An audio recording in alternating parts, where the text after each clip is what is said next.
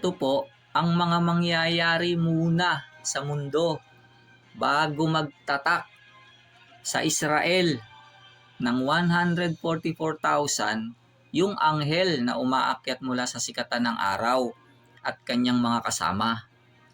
At kung aatras pa tayo ng talata, ay makikita natin na mauuna pang lumitaw yung hayop na 666 at mauuna pa ang malaking kapighatian bago magdilim ang araw at ang buwan ay maging gaya ng dugo.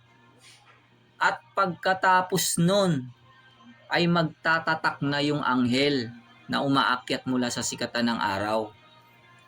Ipinagpauna naman ng Panginoong Hesus yan dahil ayaw niyang tayo ay mailigaw ni numan.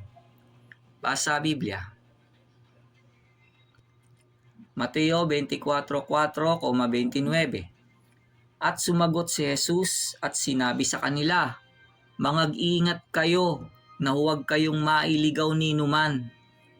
Datapwat karakarakang pagkatapos ng kapighatian sa mga araw na yaon ay magdidilim ang araw at ang buwan ay hindi magbibigay ng kanyang liwanag at mangalalaglag ang mga bituin mula sa langit at magsisipangatal ang mga kapangyarihan sa mga langit."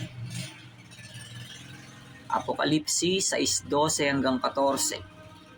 At nakita ko nang buksan niya ang ika-6 na tatak at nagkaroon ng malakas na lindol at ang araw ay umitim na gaya ng isang magaspang na kayong buhok na maitim at ang buong buwan ay naging gaya ng dugo at ang mga bituin sa langit ay nangahulog sa lupa gaya ng puno ng igos na isinasambulat ang kanyang mga bungang bubot pagka hinahampas ng malakas na hangin.